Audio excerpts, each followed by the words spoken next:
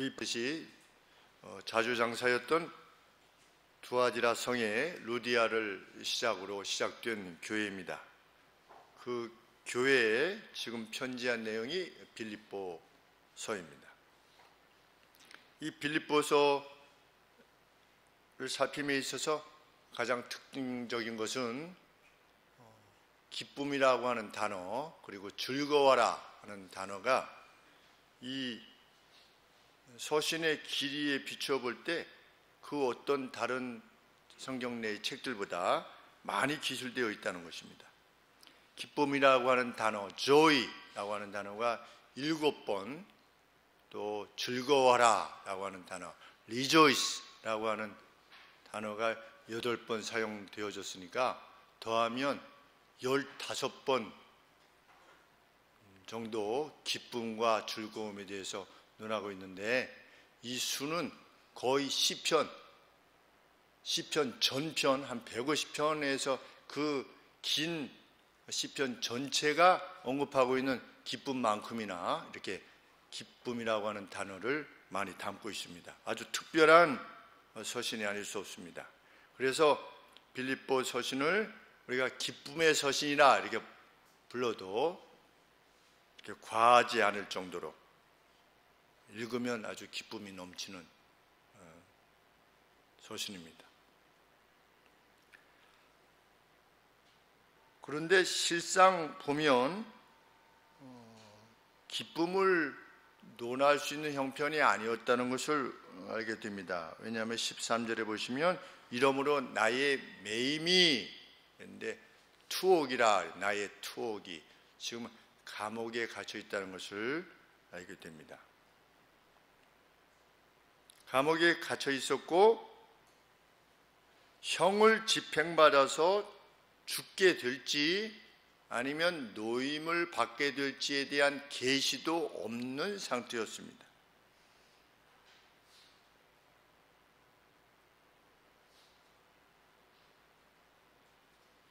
우리 21절에 보시면 내게 사는 것이 그리스도니 죽는 것도 유익함이라. 산다는 것은 그리스도이고 죽는다는 것은 유익이다. 이렇게 언급한 것을 보면 살 수도 있었고 죽을 수도 있는 그 둘 사이에 지금 끼어 있는 겁니다. 사도 바울이 로마의 감옥에서, 그리고 그 기간이 얼마가 될지 모르는 상황 가운데 지금 있는 것입니다. 어떻게 보면 사도 바울은 가장 세상에서 비참한 상황 가운데 있다라고 말할 수도 있겠습니다. 특별히 돈을 많이 벌다가 갑자기 추락을 하게 되면 돈이 원래 없던 사람하고 좀 달리 정말 어려워하게 됩니다. 그렇죠? 몇백억씩 가지고 있던 사람들이 무일푼으로 되게 되면 그 상황을 견디할 수 없게 됩니다. 그리고 최고의 지위에 있던 사람들이 몰락을 하게 되면 그 수치심을 이기지 못하고 다른 선택을 하는 경우들이 종종 있습니다. 그런데 사도 바울이 그러한 상황이라는 것을 우리는 알게 됩니다.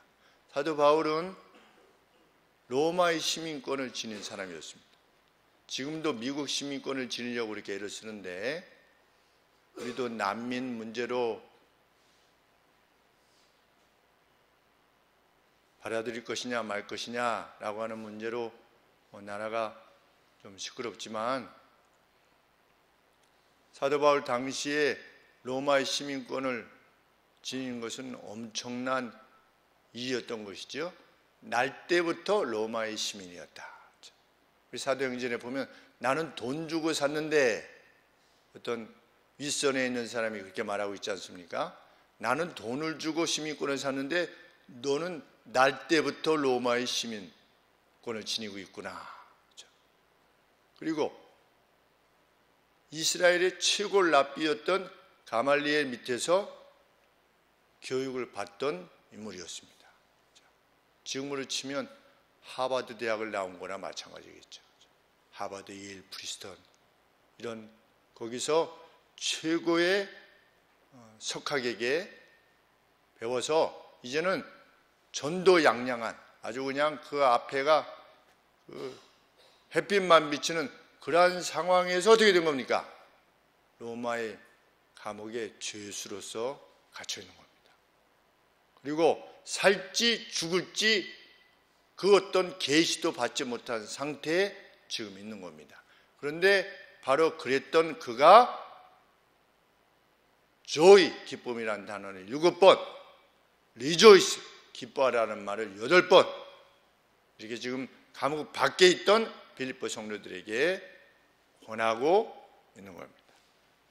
그렇다면 그 정도 상황에 있는 이가 기쁨을 논할 수 있다면 기쁨을 논할 수 없는 그리스도인이 아무도 없다라고 하는 것을 우리는 알게 됩니다. 이 정도에 있는 분이 기쁨을 논할 수 있다면 기쁨을 논하지 못하는 사람은 아무도 있을 수 없다. 그것이 성경의 가르침이지요.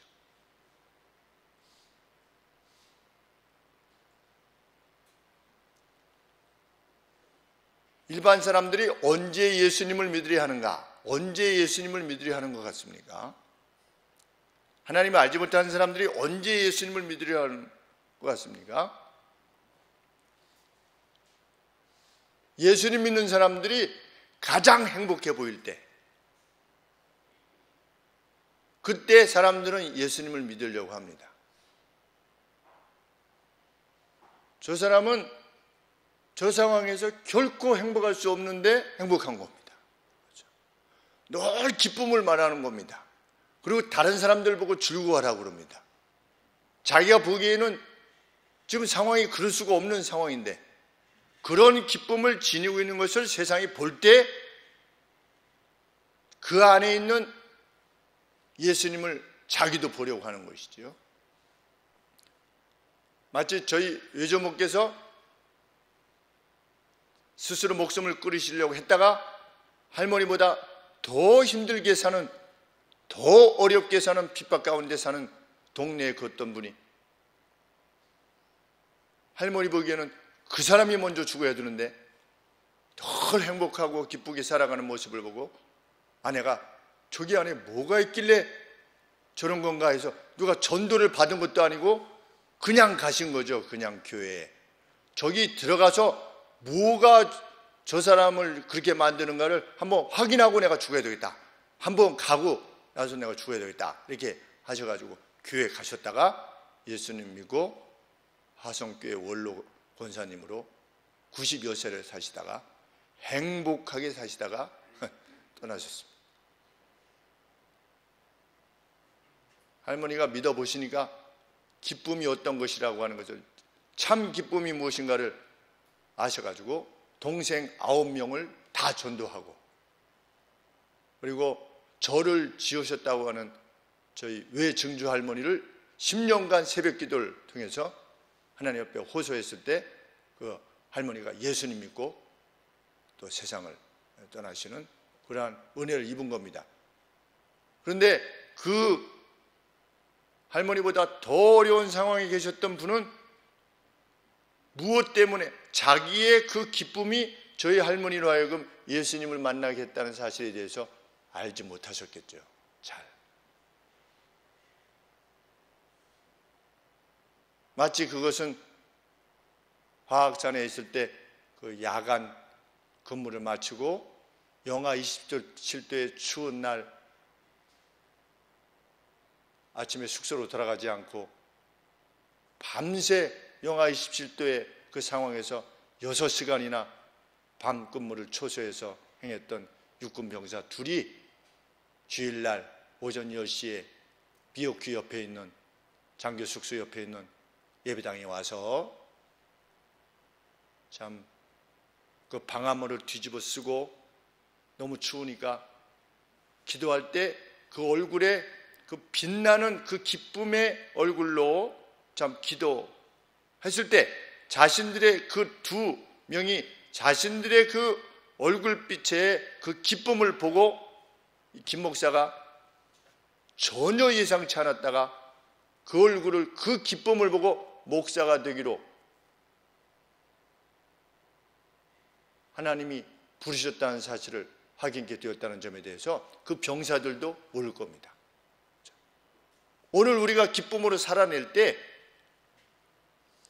그걸 누군가 지켜보고 있는 겁니다. 저 사람은 왜 흔들리지 않는 기쁨 가운데 사는가? 왜? 세상은 흔들릴 수밖에 없으니까.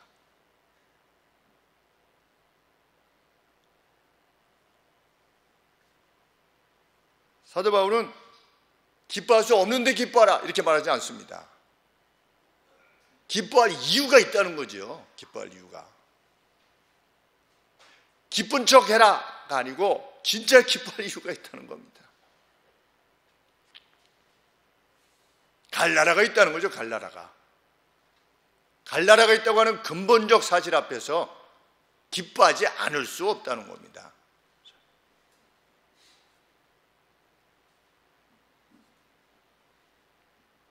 사회적으로 보면 그는 추락한 사람이지요.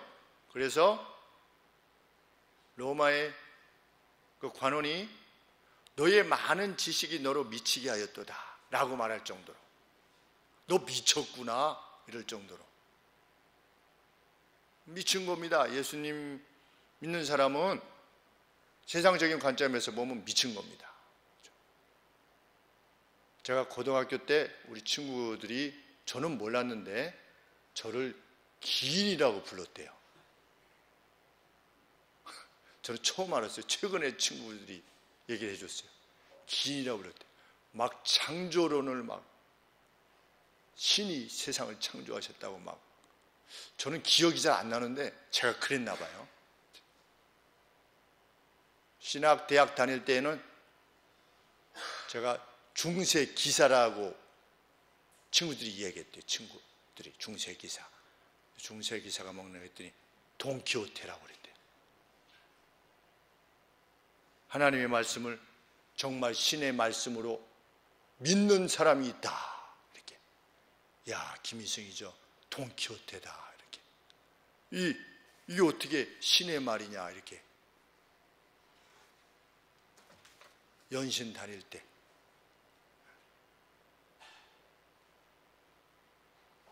미쳤도다. 미친 거죠. 아무것도 없어도 기뻐하는 거, 그거 미친 거 아니겠습니까? 그렇죠? 미래가 뭐 보장된 게 없어도 그냥 기쁨으로 사는 거, 그게 미친 겁니다. 왜? 세상은 아무것도 없으면 기뻐할 수가 없어요. 나중에 어떻게 먹고 사나 뭐 이런 것들.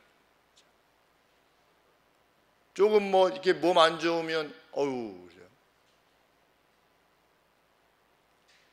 이 허리뼈에 이게 무슨 조각이 이렇게 떨어져 나갔다는데 그거 이제 죽을 때까지 안 붙는다고 그러는데, 그럼 그렇구나 이렇게 그냥 살면 되는 겁니다. 그렇죠? 너무 아프다 그러면 째가지고 다시 이렇게 철사로 이으면 되는 거고, 그렇죠? 이거 어떻게 하나 뭐 이런 그런 것으로 무슨 불안해하거나 슬퍼하거나 걱정하거나 이럴 이유가 없는 것이죠. 그리스도인들은 진정. 하나님이 오늘을 하나님의 사람의 모습으로 살려고 하다가 그런 모습으로 살다가 그것이 죄로 말미암는 저주가 아니라면 하나님께서 주시는 모든 것들을 받아들이는 거죠. 마치 요셉이 그랬듯이 이게 뭡니까 하지 않고 그냥 팔리면 팔린 대로 그냥 가는 겁니다. 누명을 써서 감옥에 갇히게 되면 거기서도 또 기쁨으로 사는 겁니다. 애굽의 총리가 돼도 오만해지지 않고 그저 여상하게 사는 겁니다. 그 안에 기쁨 때문에 그렇습니다. 사도 바울이 그런 기쁨을 안고 살아간 겁니다. 그 기쁨을 안았던 사도 바울에 의해서 전 유럽이 복음화된 겁니다. 놀랍지 않습니까? 이 감옥에 갇혀있던 추락했던 이 로마 시민권을 지녔던 그 랍비로서 대접받으면서 평생을 살아갈 수 있는, 어떻게 보면 석좌 교수로서 평생을 영예롭게 살아갈 수 있는 그가 텐트를 깁는 수리공으로서 일생을 살아갔는데 그가 어떻게 한 겁니까? 전 유럽을 복음화시킨 겁니다. 이것이 듀나미스입니다. 능력, 그리스도인이 지닌 능력, 그 능력에 수반되는 게 뭐냐? 그게 기쁨이다.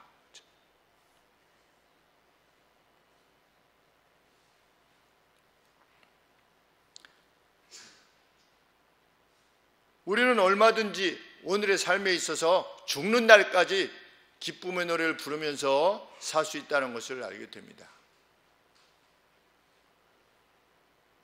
그러면 바울은 무엇을 기쁨의 이유로 삼았는가? 우리가 기뻐하라 이랬을 때 그냥 기뻐하라 이거는 없다는 거죠. 어떻게 하다가 며칠 전에 예일 디비니티 스쿨에 이렇게 들어가게 됐는데 동영상 제가 옛날에 거기다가 이렇게 좋아요를 해놨나 봐요. 어떻게 하다가 그걸 딱 눌렀는데 디비니티 스쿨에서 어떤 교수님이 나오셔서 잠깐 언급하는 내용이 나오는데 우리 그리스도인들의 삶은 삶을 특징 짓는 것 중에 하나가 조이다. 조이인데 조이는 조이만으로 존재할 수 없다는 거죠. 기쁨은 조이 오버 무엇에 기인한 조이라는 겁니다. 그러니까 기쁨의 이유가 있어야 된다는 거죠. 웃음 치료라고 하는 뭐 있다고 하는데 그냥 웃으면 기뻐진다. 이런 바보 같은 웃음이죠. 성경이 말하는 기쁨은 무엇을 근거로 한 오버한 기쁨, 어떤 사실을 기뻐하는가? 바울이 말하는 기쁨의 내용은 무엇이었는가를 그래서 우리는 살펴보게 되는데 바울은 무엇을 기뻐한다? 5절 말씀, 복음의 첫날부터 편지를 쓰는 지금까지 당신들이 복음 안에서 당신들의 복음의 동참을 인하여 내가 기뻐한다. 루디아를 시작으로 한 그 빌립보 교회가 사도 바울이 복음을 전할 때 교회가 세워진 이후로 그날부터 지금까지 그들이 사도 바울의 복음의 일에 동참하였다는 사실이 사실은 기쁘고 감사하다는 겁니다. 왜?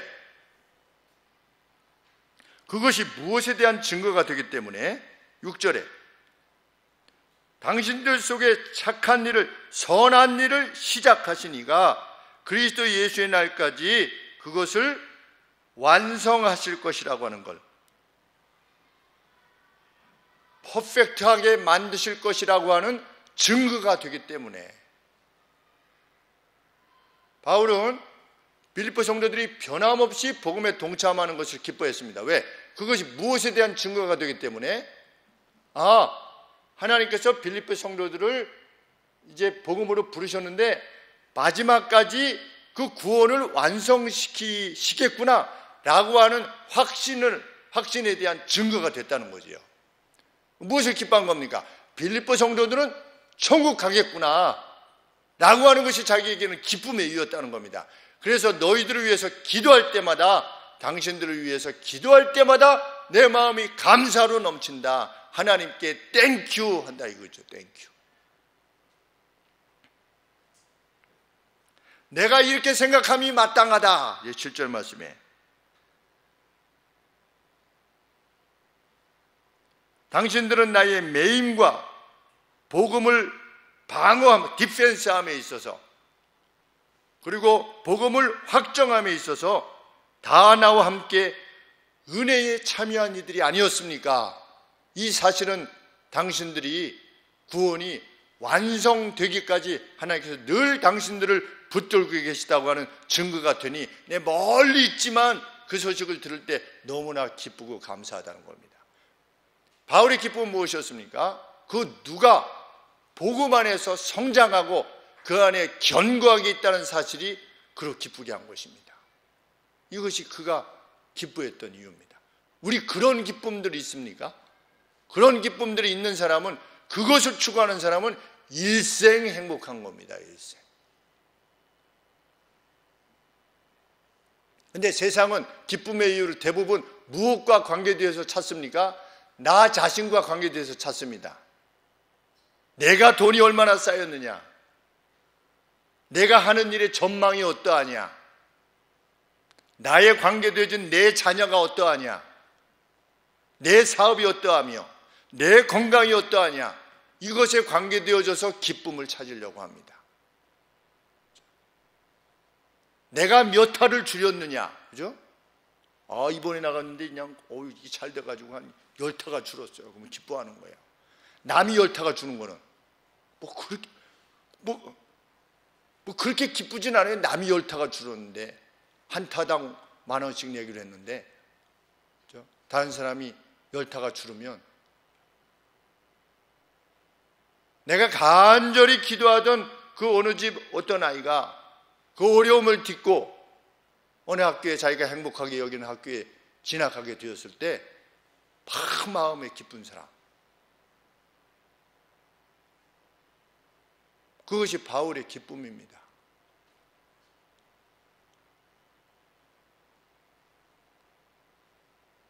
그리스도인의 기쁨과 타 정교회에서의 기쁨이 본질적으로 다른 이유가 여기 있습니다.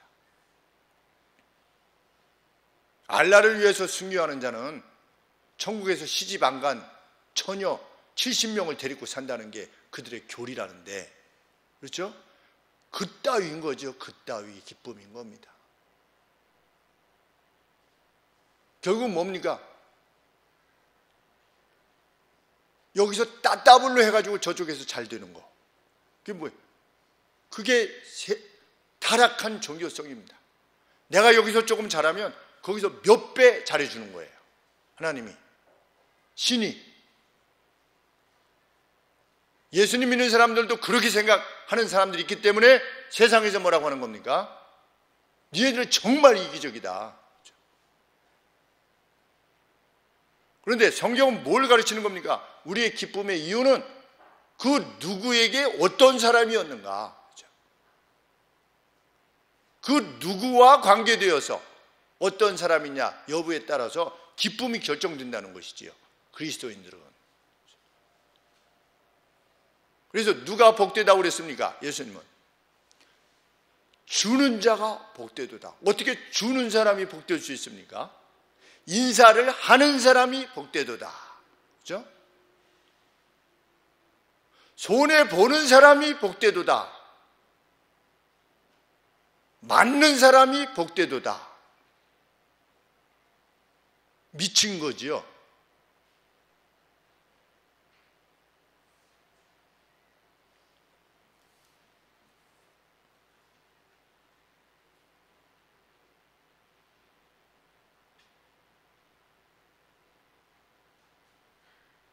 바울은 빌립보 성도들을 그토록 보고 싶어 합니다. 8절 말씀에 내가 예수 그리스도의 심장으로 너희 무리를 어떻게 사모하는 정말 보고 싶습니다.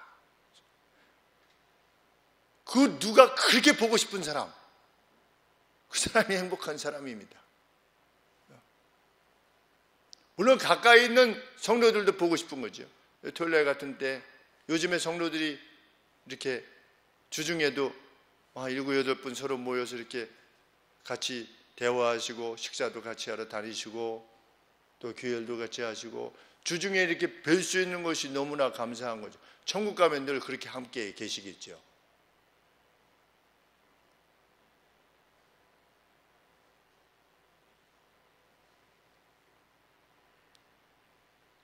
그 누구를 그토록 보고 싶어하는 사람, 특별히 그들이 성도들일 때 그의 기쁨은 빼앗을 수 없는 것입니다. 함께하던 성도들이 여러 가지 이유들로 인해서 교회를 떠나서 타 교회로 가시게 됐을 때 그들을 참으로 그리워할 수 있는 사람, 그리고 그들을 위해서 계속해서 사도 바울처럼 기도할 수 있는 사람. 만일 우리들 가운데 떠난 성도를 위해서도 계속 기도할 수 있다면 기쁨이 넘쳐날 것입니다. 한대경 성도, 나경화 자매, 기억나시는 분들 계신지요? 그렇죠? 그분들을 위해서 기도할 수 있다면 방기현 집사님, 강보희 집사님 위해서 잊지 않고 기도해 줄 수 있는 사람이라면, 임주모 성도님, 임린 성도님 위해서 기도할 때마다 머리를 조아려 간절한 간구로 그들을 위해서 여전히 기도할 수 있다면 그는 얼마든지 행복할 수 있는 사람들입니다. 그리스도인에게는 이런 기쁨이 있습니다.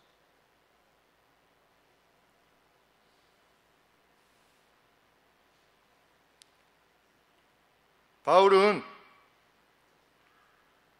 이렇게 기도하고 소원합니다. 무엇을 소원한다고 합니까? 9절 말씀에 내가 기도하노라 기쁨의 이유가 뭐냐? 하나님께서 당신들의 사랑을 풍성하게 하시기를 원합니다. 참된 지식과 모든 식별력 안에서 점점 더 풍성하게 하사, 참된 지식 안에서 모든 분별력으로 말미암는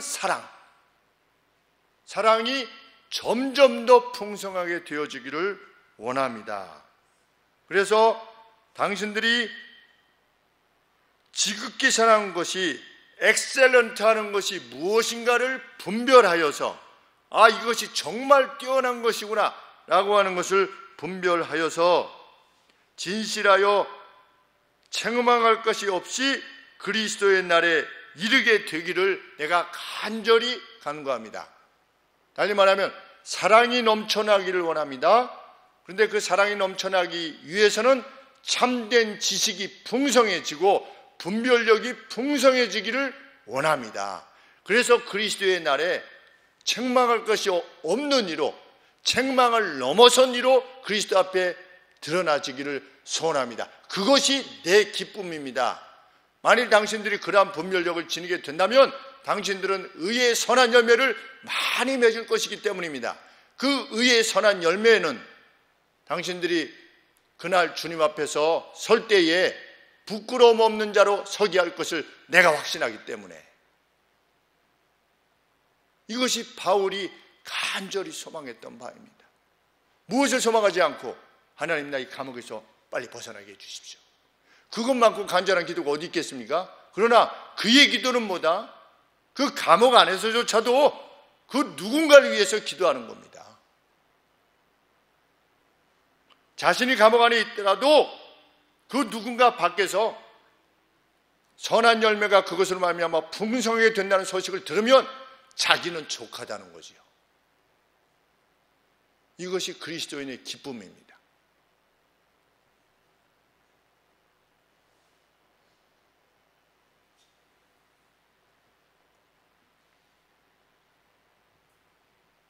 이러한 기쁨에 오리엔트된 사람은 기쁨이 없을 수 없습니다.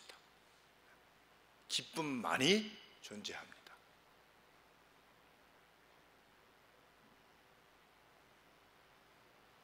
이 기쁨은 나와 관계된 전망이 좋아야만 기뻐하는 그런 기쁨하고는 차원이 다른 것입니다.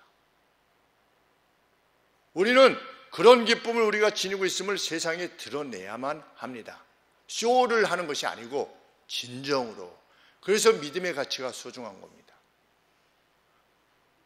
그 어떤 상황 가운데서도 기뻐할 수 있는 우리를 볼 수 있을 때 희망이 없다, 불안하다, 이런 세상 사람들도 얼마든지 용기를 지닐 수 있다는 것을 그들에게 가르칠 수 있기 때문입니다. 가르쳐 줘야죠, 그렇죠?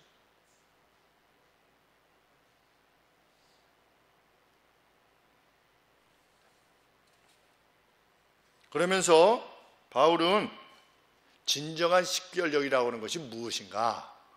라고 하는 것을 자기를 들어서 말해주는 거지요. 바울의 투옥은 그의 소식을 들었던 빌립보 성도들로 하여금 걱정이 쌓이게 했습니다. 그렇죠? 그런데 바울은 자신이 투옥이 이룬 복음의 진보를 자신은 기뻐하노라, 이렇게 말하는 겁니다. 진정한 식별력이라는 건 뭐냐? 나 언제 풀려나지? 이거 너무 축축한데 이거 화장실은 어떻게 하나? 밥은 제대로 주는 건가? 또 같이 이렇게 있게 되는 죄수들은 또 나쁜 놈이 들어오면 어떻게 하나? 이런 게 자기의 관심사가 아니었다는 거죠. 자기의 관심사는 주께서 내가 투옥되는 것을 허락하시는데 이 투옥으로 인해서 이루어지는 복음의 진보는 과연 뭐냐를 살피는 겁니다. 이렇게.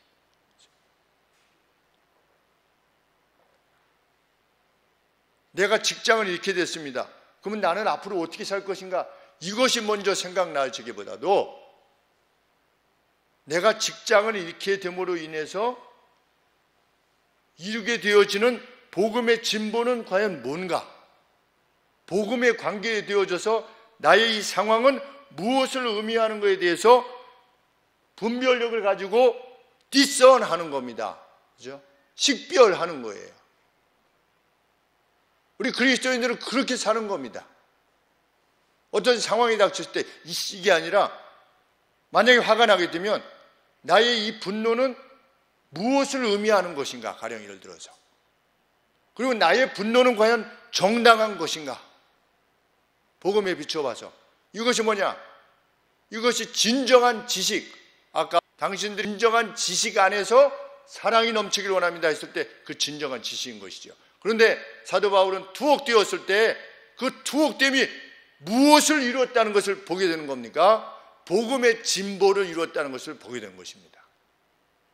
그것을 기뻐한 겁니다. 그럼 어떤 차원에서 복음의 진보를 이룬 것이냐?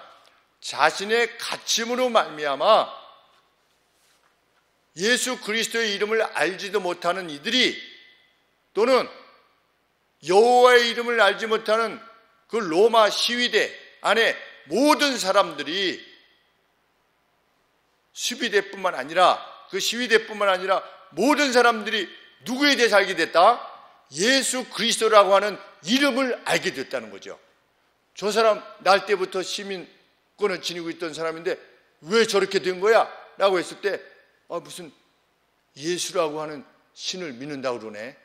그게 뭐 어떻게 했는데 그 살아있는 신이고 뭐 죽었다가 다시 살아났다고 그러고 뭐 세상을 구원했다고 그런다네 하는 것이 로마 시위대 전부에게 알려졌다는 사실이 뭐다? 복음의 진보다. 내가 갇히지 않았으면, 내가 다니면서 복음을 전할 때 그만큼 많은 사람들에게 알려줄 수가 없다는 거지요. 장경재 목사님께서 저를 길러주신 저희 집사람과 우리 김준동 성도, 저희 처남 또 이렇게 길러주신 장경재 목사님, 영적으로 길러주신 목사님께서 나중에 떠나실 때 한 13일 동안 물을 마시지 못할 만큼 극심한 고통 가운데 떠나셨습니다. 입을 다무시지 못할 정도로 너무나 극심한 고통 가운데 세상을 떠나셨는데,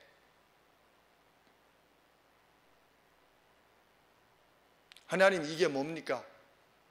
하지 않고 그 고통을 그대로 받고 가신 겁니다. 그 모습은 이 다음 목사가 되는 저희 같은 목사들에게 확증이 되는 거지요. 그 목사님이 섬겼고 그 목사님께서 설교하셨던 그 하나님에 대한 그분의 확신이 진정한 것이라는 것. 목사 짓을 한 것이 아니라 살아계신 신으로서 그가 하나님을 섬기며 선포하며 살아내셨다는 것에 대한 분명한 증거가 되는 거죠. 만약 그렇지 않았다면 그가 마지막이라도 다른 말씀을 하셨을 겁니다.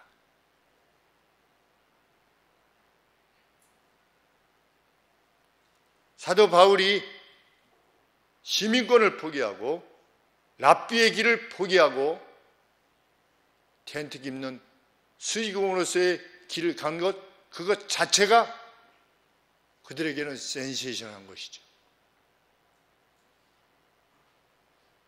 우리 대법원 판사를 하시던 그 어떤 분이 변호사 개업을 하시지 않고 전관예우를 떠나기 위해서 하시지 않고 부인이 운영하시던 슈퍼에서 같이 일한다는 내용 때문에 한참 나오지 않았습니까? 신문에.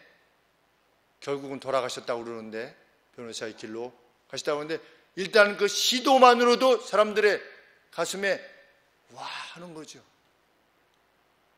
어떻게 그럴 수 있는가? 대법원 판사 하시고 나면 2, 3년 내로 수십억을 버실 수 있는데 그걸 다 마다하시고, 전관예우로 인해서 벌 수 있지만 마다하시고 슈퍼에서 부인을 돕는 분으로 하신다. 기가 막힌 일이지요. 사도 바울은 더한 것입니다. 기쁨으로 감당한 것입니다. 우리에게 그런 용기가 있습니까? 용기가 있다면 기뻐할 수밖에 없죠. 나도 그런 용기를 지닐 수 있습니다 라고 하면 그의 삶이 기쁠 수밖에 없죠. 그런 기쁨을 성경은 우리에게 요청하는 겁니다. 모든 것을 다 팔아 그 땅을 살려고 했던, 보물이 묻혀있던 땅을 살려고 했던 사람처럼 모든 걸 다 파는 겁니다. 팔 때 아까워 여기지 않는 겁니다. 그 무엇이 아깝겠습니까? 천국이란 마치 그런 것과 같다. 예수님 말씀하시지 않았습니까?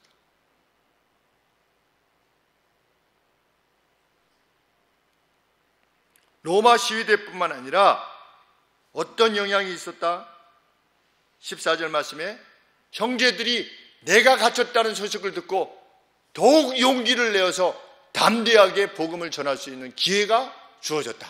그것 역시 기쁘다. 사도 바울이 갇혀서 지금 감옥에 계시대. 죽을지 살지 모르는데 우리 가만히 있으면 되겠어? 나가서 복음을 더욱 담대히 전하게 되었다는 사실로 나는 기뻐한다 말이지요. 그리고 심지어는 어떤 사람은 사도 바울을 라이벌로 여겼던 사람들이 너만 복음을 전해?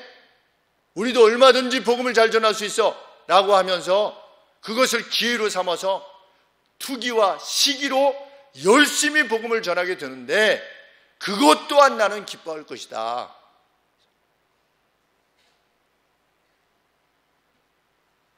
(17절) 말씀에 그들은 내가 옥에 있음에도 불구하고 그렇게 하는 일은 나의 매임에 괴로움을 더하게 할 줄로 생각하여 순전치 못하게 다툼으로 그리스도를 전파하느니라. 그런데 18절이 참 기가 막힌 말씀입니다. What then? 그랬습니다. What then? 무슨 말씀입니까? 그게 무슨 상관이냐? 그게 무슨 상관이냐? 저들이 나를 시기해서 복음을 전하던, 나로부터 용기를 얻어서 복음을 전하던 그게 내게 무슨 상관이냐? 나는 복음이 전해지는 것만을 기뻐할 것이다. 그래서 복음을 접하게 된 사람들이 새 생명을 얻게 되고 주님 안에서 진정한 기쁨을 누리게 되는 것을 나는 기뻐할 것이다. 대단한 인물이 아닐 수 없습니다. 그러니까 유럽을 복음화시킨 겁니다. 이 사랑, 이 확신, 이 용기, 그렇죠? 그리스도인들의 용기란 뭐냐? 이게 진짜 그리스도인의 용기지요. 담대함. 찌질내지 않고. 그렇죠?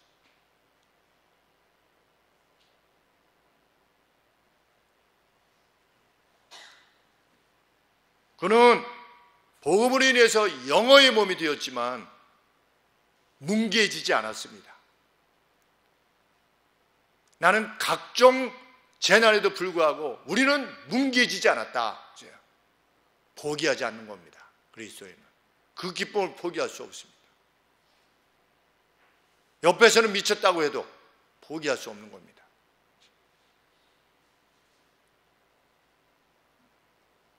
교회가 재정적으로 마이너스 될 때, 400만 원, 500만 원 마이너스 될 때, 250만 원이 구제로 나갈 때 우리는 포기할 수 없는 겁니다. 교회 건물이 날아가도 하나님 명하신 말을 그 기쁨을 포기할 수 없는 거죠.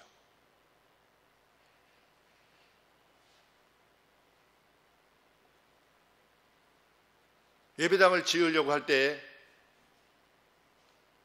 그 누구도 적극적으로 찬성할 수는 없었습니다. 그래도 그 길을 가는 겁니다. 미쳤다는 이야기를 들었습니다. 그래도 그 길을 가는 겁니다. 왜? 성도들에게 주일날 그래도 와서 자기의 건물에서 그래도 몸과 영혼이 잠시라도 편히 쉬게 갈 수 있는 공간의 확보, 그것이 뭐 남들이 뭐 이렇게 해서 건물을 짓느냐 마느냐, 우리는 건물을 짓느니 마느니, 그렇게 다른 그 어떤 누가 그렇게 하더라도 추구하는 바가 옳고 그 누구의 기쁨을 위한 것이라면 그냥 가는 겁니다. 그것이 그리스도인이라고 믿습니다.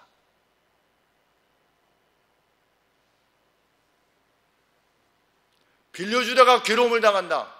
그건 마땅한 괴로움이지요. 빚을 내서 빌려주다가도 당하는 고난, 마땅한 고난입니다.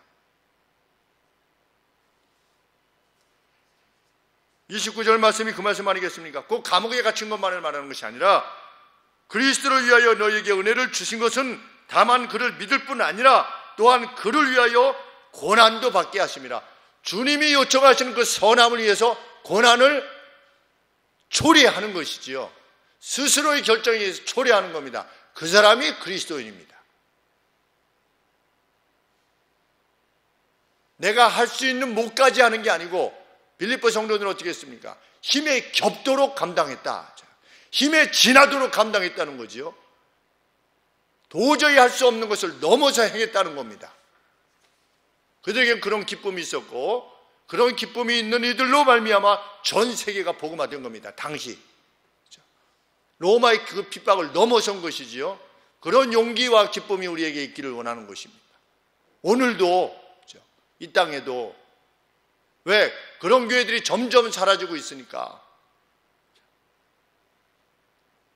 복음이 무가치해서 교회들이 점점 사라지는 것입니까? 그렇지 않지요. 복음은 여전히 유효하나 그 가치를 지니고 있으나 그 말씀대로 행하는 이들이, 자기 뜻대로 행하는 이들이 많아지기에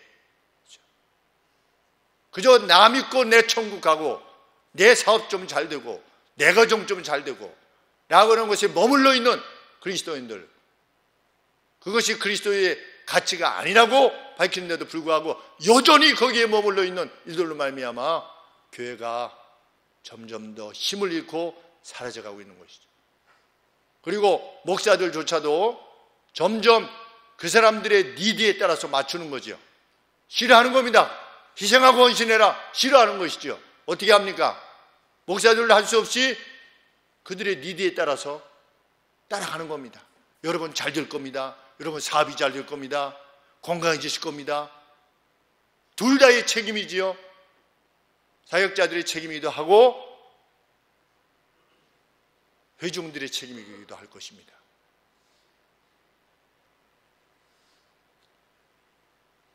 바울에게는 자신이 어떤 대접을 받느냐, 어떤 처지에 있느냐, 그것은 하등 관심의 대상이 아니었습니다. 그의 간절한 기대의 소망은 무엇이었습니까? 항상 그랬듯이 20절 말씀에 내 몸에서 그리스도가 존귀되게 하려 하나니 나를 통하여 예수 그리스도의 이름이 높임 받으시기를 원하노다. 오늘 그 누가 사업을 행하거나 자녀를 양육하거나 취미활동을 하거나 병으로부터 노임을 받으려고 애쓰거나 할 때에 그것 자체의 기쁨을 두지 않을 수 있다면, 그것이 어떤 의미에서 주의 이름을 높이는 것이냐를 물을 수 있다면, 건강 주시옵소서. 왜? 하나님 재물 주시옵소서. 왜? 너는 무엇 하려고? 나는 무엇 하려고 이것을 구하는가? 하나님 앞에.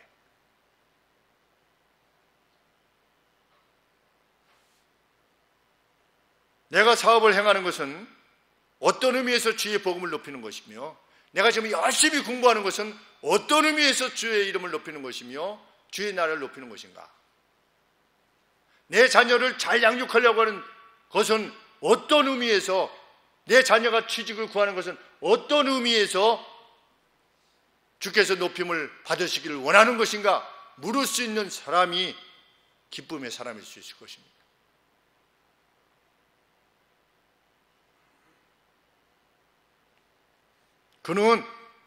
그 같은 그리스도인은 취직하자마자 휴가는 며칠 줍니까? 토요일 날 쉽니까? 퇴직금 얼마부터 줍니까? 라고 묻지 않을 겁니다. 그렇죠? 신입사원이라면 하나님이 나를 여기 보내셨으니, 하나님은 나로 하여금 이 사업에 종사케 하셨으니, 이 직에 종사케 하셨으니 어떻게 했든지 내가 이 직을 통하여서, 일 자체를 통해서, 아니면 일로 인하여 얻어지게 되는 그 어떤 수익으로 인해서 하나님의 영광을 위하여 사용하기를 구하는 마음으로 그 직에 임할 것입니다. 어제 둘째 매제 만나서 참 탄식을 듣는데, 이제 들어오는 사람들이 다 그 모양이랍니다. 다. 저 일합니까? 얼마 줍니까? 들어오자마자. 그래서 조금 있으면 또 훅 간대요. 그래서 전에는 선배들이 좀 이렇게 스트레스 받고 이러면 막 다독이고 술도 먹이고 이래가지고서 야, 좀 저기 견디라고 했는데, 요새는 저 이렇게 기분 나빠서 그만두려고 합니다. 잘 가게 그런대요. 그래서 회사가 재미가 없대요. 뭐 이렇게 그래도 같은 직원끼리 같은 회사를 위해서 함께 일하는 그런 맛이 있는 게 아니라 나중에 나한테 얼마나 이익이 돌아오나. 그리고 늘 생각은 대기업에 가 있대요. 내가 몇 년 일해야지 대기업 그 연봉에 가서 저거 하나. 예수님 믿는 그리스도인들이 그럴 수 있습니까? 그것이 취직하는 이유입니까?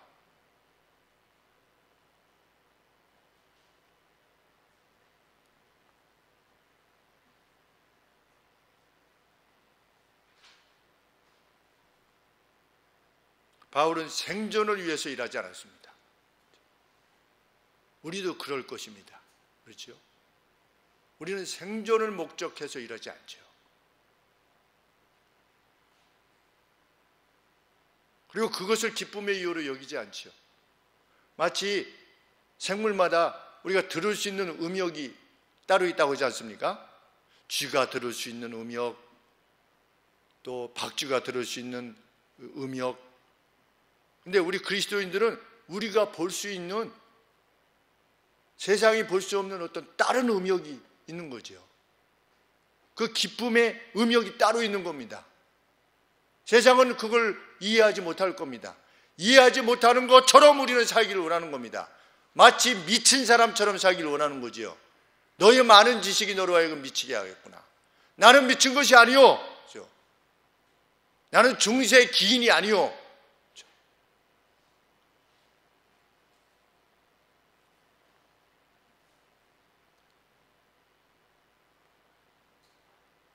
그가 랍비의 길을 버리고 텐트 수리공이라고 하는 천한 직업을 택한 이유가 뭡니까? 그것이 복음을 전하기에 용이한 직업이었기 때문입니다. 우리는 아주 고액의 연봉을 주는 그 어떤 회사에 다니는 것을 그만두고 주의를 성실히 지키고 성도의 교통을 나누고 더 많은 사람들과 접하면서 복음을 전할 수 있는 기회를 위하여 천한 직업을 우리가 택할 수 있는가? 집도 없이 절도 없이, 그런 표현을 쓰지 않습니까? 집도 없이 절도 없이. 누가? 사도 바울이. 우리는 집도 없이 절도 없이 다닐 수 있는 용기가 있는가? 진실로. 바울은 장렬한 전사도 기꺼워했습니다. 그래서 21절에 만약에 살게 된다면 나는 그리스도를 위해서 살게 될 것이다. 이것이 내게 사는 것이 그리스도니 하나님이 살려줄 수 있지 않습니까? 만약에 살게 하신다면 나는 그리스도를 위해 살게 될 것이요, 만약 죽는다면 죽는 것도 개인이다 그랬습니다. 개인. 여기서 뭐냐면 생명의 목적인 주님을 얻는 것이라는 겁니다. 죽으면 어떻게 됩니까? 형 집행을 말해서 내가 죽게 되면 뭘 얻게 되는 거냐? 주님을 얻게 되는 거예요. 살면은 주를 위해서 살 것이고 일생 동안 살게 하시면 죽으면 주를 직접 만나게 되는 것이니 주를 얻게 되는 것이니 둘 다의 길에 있어서 나는 머뭇거림이 없다.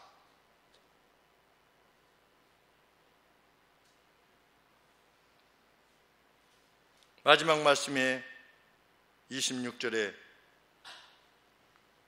25절에 바울은 자신이 다시 살아날 것을 마음속에서는 확신했습니다. 왜냐하면 내가 살 것과 너희 믿음의 진보와 기쁨을 위하여 너희 무리와 함께 거할 이것을 나는 확실히 아노니, 나는 확신하노니, 왜냐하면 내가 다시 너희와 함께 있으므로 그리스도 예수 안에서 너희의 자랑이 나를 위하여 풍성하게 하려 함이라. 자기가 풀림을 받게 되는 그것조차도 무엇을 기뻐한 것입니까? 내가 감옥에서 놓여서 나가면 나를 위해서 기도했던 당신들이 믿음 안에서 아주 프라우드한, 와, 우리의 기도 가운데 하나님이 사도 바울을 다시금 우리에게 보내셨다라고 하는 그 용기가 있게 될 것을 인하여서 나는 하나님이 나를 풀어주실 것이라고 확신하노라. 난 풀려나서 자유의 돼서 기쁘다가 아니라 내가 풀려나는 것조차도 당신들에게 자랑이 될 것이니 나는 이것을 하나님 앞에 사모합니다. 개인적으로는 나는 몸을 떠나서 천국에 주와 함께 있기를 더 기뻐하지만 당신들을 위해서 살기를 원합니다. 그런 기쁨을 누가 빼앗아 가겠습니까? 그런 기쁨. 죽음이 더 기쁘다는데, 주님을 만나는. 우리 하늘소망교회에 속한 이들은, 적어도 우리 교회의 성도들은 정말 이 기쁨으로 말미암아 복음의 식별력에 있어서 우리 현재의 삶에 대한 진정한 분별력으로 인해서 모든 것들을 선하게 판별하고 그로 말미암아 선한 열매들을 풍성히 맺어내는, 매일이 또 그 어제와 같은 그날이 아니라 매일 풍성한 우리 입술과 우리의 손으로, 우리의 눈빛으로, 우리의 발로 그 선한 열매들을 많이 맺어내어서 그것들을 서로 바라볼 때 기뻐하고 그 소식들이 또 그 어떤 교회에 미치게 되어서 함께 기뻐하는 그 즐거움이 넘치는 그 교회 되기를 하나님 앞에 소원합니다. 기도하겠습니다.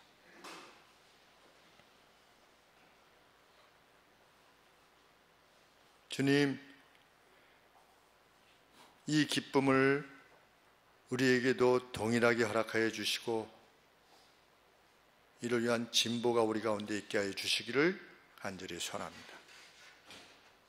말씀을 사모하고 말씀대로 살고 함께 교통하고 그 가운데 주어지는 하늘의 은혜 저희들 모두의 것이 되게 하여 주시고 일생 흔들리지 않는 기쁨 가운데 살아가게 하여 주옵소서. 예수님의 거룩하신 이름으로 기도합니다. 아멘.